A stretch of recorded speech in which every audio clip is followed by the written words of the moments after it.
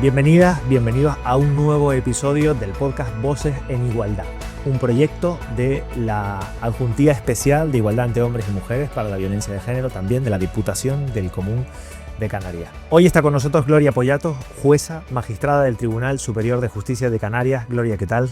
Hola. Además, presidenta de la Sala de lo Social del Tribunal Superior de Justicia de Canarias en Las Palmas. Ha sido fundadora de la Asociación de Mujeres Juezas de España. Ahora mismo hacen un trabajo muy importante con las juezas afganas, el Comité de Ayuda Internacional para estas juezas, para estas profesionales que están atravesando una situación tremenda. Y además es doctora. Su tesis precisamente intenta abrir camino para poder juzgar con perspectiva de género. Y hay una cosa que a mí me gusta mucho del currículum de Gloria Pollatos, que es que ella siempre dice: yo soy madre. Es ser madre lo que me ha enseñado sobre todas las cosas, y mira que son muchas las cosas que hay en el currículum, a diseñar estrategias para poder producir cambios en los grupos humanos, cambios realmente relevantes en materia de igualdad. ¿Esto qué significa, Gloria? Bueno, significa que de facto lo relevante para tomar decisiones de gran impacto humano no las he aprendido intelectualmente o desde la universidad, sino que me las ha enseñado mi experiencia como madre tratando a seres diversos, en este caso mi hija, a lo largo de distintas etapas. ¿Qué más diverso que un niño, una niña, un adolescente, ¿no? Y esto te enseña a ponerte en el lugar del otro a la hora de tomar una decisión. O sea que me ha sido de una gran utilidad, mucho más que la universidad en este caso, diría yo. Porque juzgar con perspectiva de género viene a significar eso, saber ponerse en el lugar de otro. Y en este caso, de otra. Porque vamos a empezar por ahí. ¿Qué es la perspectiva de género y qué significa juzgar con perspectiva de género? Vamos a buscar una definición sencilla, y nos trasladamos de lo jurídico a lo real. Yo diría que en una frase resumida sería el integrar en un derecho que tiene su propio género y desde luego no es el femenino, las experiencias, las aspiraciones y las preocupaciones del sector femenino, de las mujeres. Este derecho se ha esculpido sobre unos valores que son los revalorizados, que son los asociados a la masculinidad, y se ha excluido y se ha penalizado aquello que se asocia a lo femenino. Por tanto, es estar con el derecho desde una mirada crítica, sospechando continuamente y en determinadas aplicaciones subsanarlo o arreglarlo, integrando esos valores de los que carece. Que, por otro lado, también es juzgar con empatía, juzgar con humanidad, ¿no? Bueno, estos son los valores femeninos, ¿no? Que han sido, como digo, desterrados no solo del derecho. La socialización militar es un buen ejemplo, ¿no? De por qué esos valores se excluían y por qué las mujeres no eran bienvenidas, ¿no? En lo militar. Además, es importante decir que todo esto no es una opción, no es algo que podamos elegir voluntariamente, es un mandato. Tenemos la obligación, las instituciones judiciales también, en este caso la sociedad, pero sobre todo desde el mundo de la justicia, es decir, de juzgar con perspectiva de género. De hecho, si no me equivoco, España ha sido sancionada en varias ocasiones por no hacerlo. Así es, y iría más, todos los poderes públicos, no solo la justicia, el poder legislativo y el poder ejecutivo también. Nosotros tenemos que ser responsables y dar cumplimiento a los convenios y tratados internacionales que hemos ratificado, y estos mandatan y obligan a integrar esa perspectiva, en el caso de la justicia, en las resoluciones judiciales, ¿no? Y no hacerlo, obviamente, conlleva pues la penalización. Está también en derecho interno, de forma muy clara, en la ley del 2007 de igualdad efectiva de hombres y mujeres, donde hay una interpelación directa a quienes somos los poderes públicos, entre ellos, como digo, la justicia, de que en la aplicación e interpretación del derecho se tenga muy en cuenta pues este principio de igualdad que tiene que traspasar nuestras decisiones.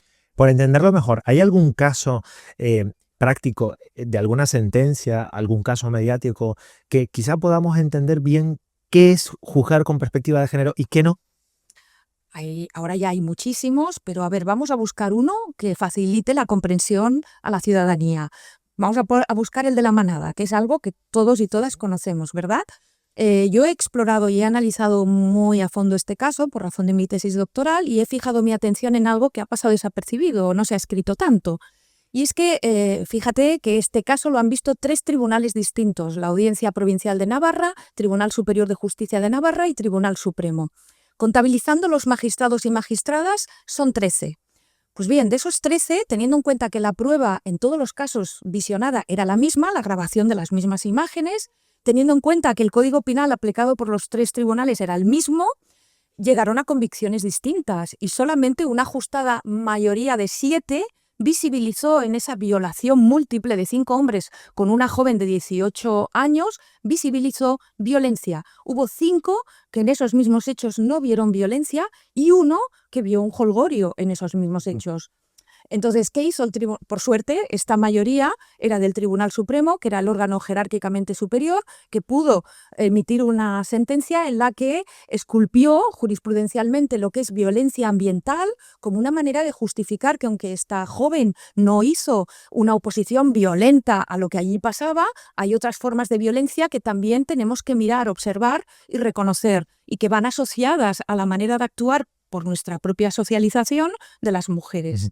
Entiendo que, claro, el objetivo tiene que ser prevenir, luego investigar, también de alguna manera castigar y finalmente reparar a la víctima en este caso, ¿no? Que tiene que haber también, este caso marcó un antes y un después, pero tiene que haber también casos de éxito o de alguna manera el objetivo que viene a ser colocar a la víctima en el centro. Claro, tener una mirada de derecho más Eso victimocéntrica, es. porque históricamente nos hemos centrado más en no vulnerar los derechos de la persona procesada, lo cual está muy bien, eso forma parte de un Estado garantista y no queremos cambiar esto ni mucho menos, pero sí tener en cuenta a la víctima. Se trata de detectar los estereotipos, corregir y reparar. Por tanto, integrar esa mirada que aplicando mecánica y formalmente el derecho puede excluir o discriminar al otro sector de la población que es el femenino. Ahora volveré a lo de los estereotipos porque es una cuestión que me interesa mucho y que está como detrás de todo esto que estamos hablando, ¿no? Pero más allá del acoso físico o del acoso directo, en el tiempo se proyecta también un acoso psicológico a la víctima que llega, yo creo, a hacerla incluso sentir culpable, ¿no? Es algo así, creo que se llama indefensión aprendida. ¿Eso qué es? ¿Es así? Se puede, sí, es así, es como un síndrome de Estocolmo, para que lo entendamos, ¿no? Es como podríamos definirlo como un estado psicológico que una víctima que está permanentemente en un estado de estrés, de trauma, depresión y de maltrato, por su experiencia llega a la convicción de que ella no puede controlar esa situación, acaba naturalizando ese entorno para sobrevivir y acaba pues manteniéndose en ese entorno, no saliendo, sino bueno, pues esto, aprendiendo a vivir en una situación permanente de tortura. Y esto, claro, se traduce en un perfil de víctimas que es muy distinto al perfil histórico que podríamos tener de una víctima, por ejemplo, de un delito contra la propiedad o de otro tipo de delito. Estas víctimas tienen un estado traumático que no es parangonable con otra modalidad de víctimas y las hemos venido tratando de igual manera. Por ejemplo, les hemos venido exigiendo una reacción o denuncia rápida, les hemos venido exigiendo que no se contradigan cuando un estado de shock o trauma hace que el propio cuerpo, para defenderse, te evite volver a pasar por la situación traumática porque la revive y vuelve a tener el mismo sentimiento Claro. que en ese momento. Y estos son elementos que han servido para, de alguna manera, no creer a las mujeres, excluirlas de la denuncia y no protegerlas. Esto ya se va cambiando con lentitud, pero se va cambiando, ¿no? Y esto es un poco... Nos estamos dirigiendo, aunque alguien pueda pensar lo contrario, tanto a hombres como a mujeres, porque es que la perspectiva de género, digamos que tiene que ser, para que sea perspectiva de género, tiene que ser transversal. Y hay una cosa muy curiosa, que es que cuando los hombres, y esto te lo he leído en varios artículos, se atreven a asumir los roles tradicionalmente femeninos o asociados a la feminidad, como pueden ser el cuidado, son igualmente discriminados. Claro, la perspectiva de género se va a aplicar mayoritariamente con las mujeres, ¿vale? Se ha de decir por delante. ¿Por qué? Porque la situación social de desventaja la tenemos las mujeres mayoritariamente en relación con los hombres. No olvidemos que si pensamos en pobreza, las mujeres son más pobres. Si pensamos en desempleo, ellas son más desempleadas. Si pensamos en violencia, ellas son más víctimas. O en liderazgo, están menos representadas allí donde se toman las decisiones que mueven el mundo. Dicho esto, y teniendo en cuenta que el género es una construcción social, hay elementos que están desvinculados de lo que es puramente biológico femenino, como por ejemplo paradigmático serían los cuidados, y ahí cuando un señor, que no tiene sexo femenino, un hombre, adopta o asume esos roles, el derecho, le va a discriminar de igual forma que lo haría una mujer, porque es que el derecho, digamos que ha despreciado históricamente y lo sigue despreciando, el derecho laboral, que es el que yo manejo, es un ejemplo claro, lo que es el trabajo de cuidados, lo excluye y lo penaliza. Si es un hombre el que, bueno, pues se atreve a cuidar, ¿no? Se atreve a cuidar, lo va a hacer con muchas dificultades y con no pocas penalizaciones. Estamos hablando de fundamentalmente de evaluación de todo lo que tenga que ver con la mujer, de evaluación de lo femenino en este caso. De evaluación de la imagen de la De mujer. la imagen de la mujer. Hay una cosa muy interesante dentro del trabajo que has desarrollado, Gloria, que tiene que ver con los estereotipos. Es decir, que si pudiéramos abrir un poco el telón de todo lo que estamos hablando, ¿no? Y ver qué hay detrás, ver la estructura que hay detrás, saldrían estos estereotipos. Y hay un mapa muy útil de unos 5 estereotipos, más o menos, que nos permiten entender cómo opera la desigualdad. ¿Qué son estos estereotipos exactamente? Y vamos a ver si los podemos explicar un poquito, porque yo creo que mucha gente va inmediatamente a reconocerlos en su vida cotidiana. Bueno, es muy complejo lo de abordar los estereotipos porque se mueven en un plano cognitivo. Son atajos cognitivos que lo que hacen es etiquetan a determinados sectores de la población y aportan de forma automática mucha información que te viene sola por las características del ser humano que estés analizando, sea una mujer, una persona gitana, etcétera, o una persona mayor avanzado de edad, etcétera, ¿no? Pero, a ver, yo por motivo de mi tesis abordé los estereotipos, buscaba una manera práctica de detectarlos para poder erradicarlos de las decisiones judiciales. Y con este carácter práctico los combatí como ellos nos usan a nosotros, ¿no? Ellos nos clasifican, ¿vale? En grupos, pues yo los clasifiqué a ellos. Y llegué a una convicción, y es que todos los estereotipos de género pueden agruparse en 5 grandes grupos. Y estos 5 grandes grupos son la inferioridad física de las mujeres, inferioridad intelectual de las mujeres, inferioridad moral de las mujeres, inferioridad sexual de las mujeres y el rol de cuidadoras. Digamos que aquí se englobarían todos. Ahora voy a pedir algún ejemplo para poder entenderlo bien, pero además de eso, me gustaría preguntarte, porque quizás es el más difícil de entender, ¿qué es el estereotipo de la inferioridad moral? Bueno, este es uno de los más antiguos, viene ya de Adán y Eva. Es el pensar que las mujeres son mentirosas. Y esta máxima ha traspasado, yo diría que todos los ordenamientos jurídicos del mundo y la jurisprudencia. Y esto ha impedido y ha limitado históricamente, y aún hoy día lo sigue haciendo en menor medida, pero lo sigue haciendo, el acceso de las mujeres a la justicia. Si pensamos en el estereotipo sexual, por ejemplo, me viene a la cabeza una declaración en la que se le llega a preguntar a una víctima de una violación si había cerrado suficientemente las piernas. Esto pasó, y creo que pasó en España. Sí, creo que en el año 2017 fueron 2 preguntas, esta y si había cerrado bien los genitales. Hubo un expediente que se abrió disciplinario por motivo de una denuncia que al final se archivó. No quedó en nada. Se archivó con un voto particular de uno de los vocales. Fíjate que esto mismo pasó 3 años después, creo que en el 2020, en otro lugar del mundo, en Canadá, donde un magistrado hizo una pregunta muy similar a una víctima de violencia sexual y no solo se vio obligado del impacto que allí tuvo de pedir disculpas públicamente, sino que acabó saliendo de la propia carrera judicial. Efectivamente, esto es una manera de revictimizar a la víctima. Esto es todo lo contrario a aplicar perspectiva de género, porque la haces culpable.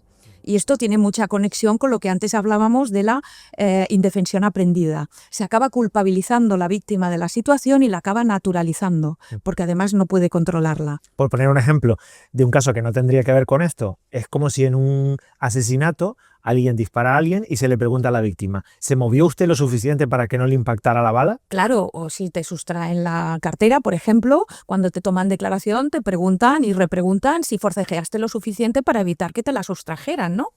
Todo esto puede parecer un poco teórico, puede parecer, pero es necesario para llevarlo luego a la realidad. Por ejemplo, ustedes están haciendo desde hace muchos años un proyecto que se llama Educando en Justicia Igualitaria, que además yo mismo confieso que estuve en ese proyecto y me encantó. De hecho, fue de las primeras veces que muchos compañeros que estaban allí luego se dedicaron a la justicia y además hoy juzgan con perspectiva de género, hombres y mujeres. Es decir, es un proyecto, me gustaría ahondar un poco en él, que tiene un potencial transformador enorme. Claro, esto que hemos llamado estereotipos, que se transmite con la educación social a través del aprendizaje observacional, gravita en una dimensión que las leyes no pueden hacer nada con ello, porque está en lo cognitivo. Son inmunes a las leyes, ¿vale? Obviamente quienes juzgamos no somos inmunes a los estereotipos, de aquí la importancia de la formación. Este programa, digamos que es nuestra artillería pesada para combatir la desigualdad, la discriminación y la violencia de género. No olvidemos que el machismo es una enfermedad de transmisión social y su vacuna está en la educación. Y tampoco que es mucho más fácil educar a una niña fuerte y a un niño en la igualdad que reparar a una mujer rota. Por tanto, este programa es un programa de transformación del alumnado desde el socioconstructivismo. ¿Qué quiere decir esto? Que no solo les hacemos una transmisión teórica de información por parte de un equipo judicial, ojo, formado por todas las caras que operamos en la justicia, abogacía, fiscalía, forensía, hay policías también, expertas en violencia de género y por supuesto judicatura, sino que además son los protagonistas. Hacen un trabajo de investigación y esto acaba con un juicio celebrado en una sala de vista real, ataviados con sus togas, que han preparado un asunto, todo ello con, obviamente, perspectiva de género, sobre alguna de las violencias de género pues, más habituales que puedan soportar las mujeres, ¿no? Obviamente la transformación la vemos después, cuando acaba el programa, porque estos niños y niñas se te acercan y no solo te lo agradecen, sino que además en muchas ocasiones pues cambias el destino de sus vidas, porque pues se interesan por ser jueces, juezas o por la abogacía o la fiscalía, ¿no? Una de las cosas que más se trabaja en este programa es, por ejemplo, la ética del cuidado. Hablábamos de una justicia que tiene que ser de alguna manera una justicia que tiene que humanizarse y adaptarse realmente a la ciudadanía. ¿Qué significa esto de la ética del cuidado y cómo opera en la justicia o cómo debería operar? Debería, mejor dicho, la ética del cuidado debería traspasar no solo el derecho, sino también la interpretación del mismo a través de la jurisprudencia, que ha sido históricamente olvidada. ¿Por qué? Hemos de partir que tenemos una sociedad que devalúa a quien cuida. Hemos de partir que tenemos una economía, desde la política se devalúa el cuidado. Esto hace que las personas que sostienen los cuidados, que son mayoritariamente mujeres, que viven pues, en la sombra, no tienen reconocimiento ni curricular, ni económico, ni social de un trabajo que no olvidemos, sin ese trabajo ni habría política, ni habría economía, ni habría vida, porque sostienen la vida. Por tanto, es promover un cambio y luego los valores que se asocian a los cuidados. Porque no tenemos en cuenta que el cuidado no solo sirve para el sostenimiento de las necesidades familiares, ¿no? Las necesidades domésticas, sino que también aportan unos valores importantísimos a quien los practica, valores de tolerancia, de empatía, de respeto, de responsabilidad. Es decir, son personas que adquieren esas herramientas que hemos dicho al principio por el cuidado de hijos, ¿no? Otra manera de resolver los conflictos sin violencia. Y esto promueve no solo una sociedad más igualitaria, sino también te hace caminar hacia la cultura de la paz. Y una justicia más humana. Y aquí me quiero detener en un caso de una sentencia que creo que además fue impulsada por ti, digamos, este caso concreto, que se adaptó la sentencia al verdadero protagonista, que era un niño, ¿no? Creo que es la primera vez que pasa algo así.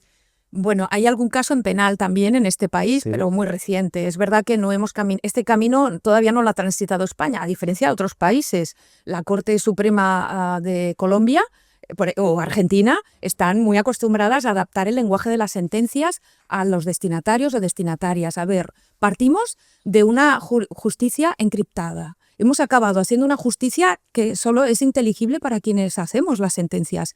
Y esto nos hace desconectar de las bases que nos dan el poder por el que juzgamos, que es la ciudadanía. Entonces, no se trata solo de una justicia material, sino también la forma de la justicia tiene que ser comprensible, el derecho a entender. Porque si no, estás discriminando o excluyendo del entendimiento al verdadero destinatario o destinataria. Claro, en este caso era un niño de 10 años que pedía una discapacidad. Entonces, lo que hice es, la sentencia está armada jurídicamente en la forma habitual, es decir, que se entiende poco por quien no es jurista, pero luego al final se añadí unos párrafos dirigidos a este niño, dirigiéndome a él con su nombre y explicándome que habíamos resuelto en su caso, ¿no? Para que lo entendiera. Me puse en la piel de un niño de 10 años con un lenguaje pues, que él pudiera comprender. Y esto lo tenemos que hacer no porque yo lo haya dicho ahí, sino porque es que nos lo ordena la ley. Claro. Hay un mandato muy claro en la Ley 4 de 2025, pero hay más normas que nos obligan, aunque no la hayamos aplicado. Pero ahora ya es que hay una interpelación directa en un precepto que dice que quienes juzgamos tenemos que adaptar el lenguaje a los destinatarios cuando sean niños, niñas o adolescentes. Sí, porque a veces pasa, o yo tengo la sensación de que hay un derecho que es más bien para adultos, que no está pensado para que sea inteligible para los niños, y también un derecho para los hombres, un derecho de hombres, digamos, porque si nos detenemos en la brecha de género del dolor, por ejemplo, hablamos de enfermedades que no son reconocidas prácticamente, que afectan mucho más o que son sobre todo que afectan sobre todo a las mujeres y que, por ejemplo, una fibromialgia, una fatiga crónica, por ejemplo, migrañas, ¿no? Casos en los que realmente, bueno, hay una frase que dice algo así como, señora, cálmese, ¿no? Una palmadita en la espalda y señora, cálmese. Sí.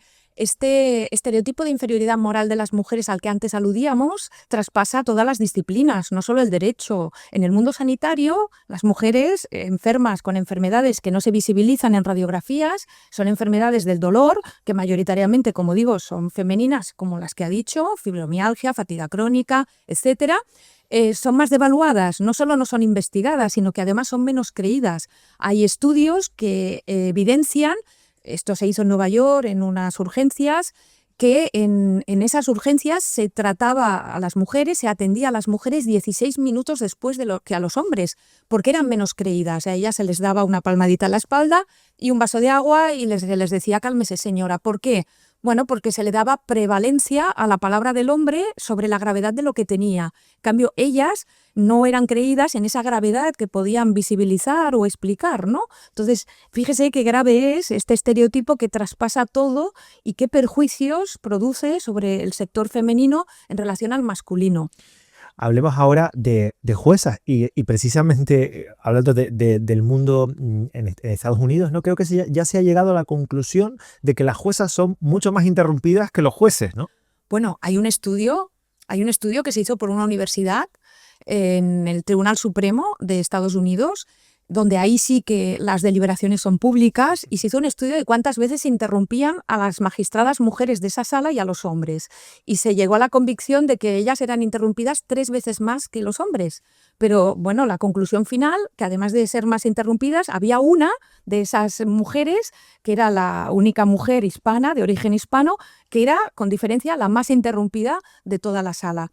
De nuevo, evidencia que el origen cultural, el origen social, el sexo no te inmuniza ante los estereotipos. Lo único que te inmuniza es una mirada crítica, capaz de detectar el estereotipo para evitarlo. Y fíjese que hasta en el Tribunal Supremo ellas son más devaluadas que ellos. Hablamos de las juezas en Estados Unidos, de las juezas en España, pero me gustaría reservar unos minutos para hablar de las juezas afganas, a las que ustedes desde la AMG, de la Asociación de Mujeres Juezas, pero también muchos otros organismos internacionales, creo que alrededor de 200 han logrado sacar del infierno que están viviendo en Afganistán, perseguidas por los talibanes en este caso. ¿Cuál es la situación? ¿Cómo están en este momento? Actualmente, a las mujeres afganas, bueno, es que ya solo les queda el derecho a respirar, o sea, no pueden hablar, no pueden cantar, no pueden maquillarse, no pueden vestirse como quieran, no pueden desplazarse libremente, no pueden trabajar, no pueden parir ni recibir atención médica ginecológica porque las obligan a parir en sus casas. O sea, no pueden recibir educación. Creo que ya no me queda ningún otro derecho fundamental que puedan neutralizar. Están aplicando una ley del siglo VII después de Cristo, que es la Sharia, y además bajo la lupa radical del talibán. En el caso de las juezas es todavía más apremiante, porque ellas no solo se han atrevido a trabajar, sino a juzgar a los hombres. Esto es el anatema de la ideología talibán, lo que motiva que muchas de ellas estén en listas de ejecución talibán. Entonces es tremendamente peligroso estar en ese país habiendo sido jueza en tiempos democráticos. Y esto también evidencia que los derechos de las mujeres no son permanentes, porque antes del año 2021 en ese país se respetaban la mayoría de los derechos fundamentales de las mujeres. En cuestión de un día para otro, con la entrada de los talibanes, todo cambió. Y también la situación de las mujeres, a las que, repito, solo les queda el derecho a respirar. Hablando de una justicia más humana, ¿es verdad que el mejor acto de conciliación se produce delante de una máquina de café? Yo no tengo ninguna duda que para conciliar, como fase previa a los procedimientos laborales, es mejor una sala amiga que no una fría sala de vistas. Entonces he sido abogada durante 17 años, he pasado y transitado esa fase, ¿no?, de estar al otro lado, y creo que conciliar a las partes, que lleguen a un entendimiento, que siempre es mejor que la mejor de las sentencias, se produce pues en un ambiente amigable. Y los cafés unen mucho. la sala, o al menos la sala que usted preside, está abierta. Es una sala donde pueden entrar las mujeres, donde pueden entrar los jóvenes, donde pueden entrar los hombres, puede entrar todo el mundo a conocer cómo se hace justicia. Esto es fundamental. La gente no lo sabe, pero los juicios son públicos, salvo que el juez o la jueza determine lo contrario en determinados casos que son excepcionales y lo tiene que justificar. Si la gente supiera que puede acudir tranquilamente a ver una vista en cualquier momento, en cualquier hora que esté programada, seguramente irían más. Yo creo que nosotros y nosotras como órganos judiciales, como jueces, juezas, no debemos olvidar que nuestro poder reside en la ciudadanía. Y dejar o animar a las personas a que vengan, acudan a tu sala, a que vean juicios, incluso explicarles con un lenguaje llano qué está pasando allí, te conecta con esa ciudadanía que no debemos olvidar el norte. Y eso está también muy relacionado con adaptar el lenguaje de las sentencias, y entonces es una manera holística de ver la justicia como un proceso y no solo como una resolución judicial puntual jurídica. Gloria, después de tanto trabajo cotidiano, diariamente, por aplicar la perspectiva de género y observando el mundo, cuando mira el futuro, cuando piensas en tu hija, cuando piensas en los hijos y en las hijas y en el futuro que nos espera, ¿estás preocupada? No hay que bajar la guardia. Es decir, los derechos de las mujeres no son inmanentes, ni permanentes, ni perennes, ni mucho menos. Y de otros sectores de la población, históricamente discriminados. Ojo, ahora porque estamos hablando de esto. Hay que estar siempre cautelosos, cautelosas y peleando y luchando porque nuestros derechos se respeten. No desde el formalismo mágico, que eso no implica el cumplimiento de los derechos, sino desde la realidad vivida, desde la realidad social, desde el día a día. Gloria, muchísimas gracias por abrir puertas y ventanas, en la justicia, por permitir que esa justicia permee en la sociedad y sobre todo por encontrar la manera de juzgar con perspectiva de género, que es lo que nos ha traído hasta aquí. Muchísimas gracias. Puedes venir cuando quieras a mi sala, serás invitado a un café y podrás ver el juicio sin problema. Ahí estaremos. Gracias, Gloria. Un nuevo capítulo de Voces en Igualdad, el podcast de la Adjuntía Especial de Igualdad entre Mujeres y Hombres y Violencia de Género de la Diputación del Común de Canarias. Un podcast, un espacio, un encuentro para abrir camino hacia la igualdad.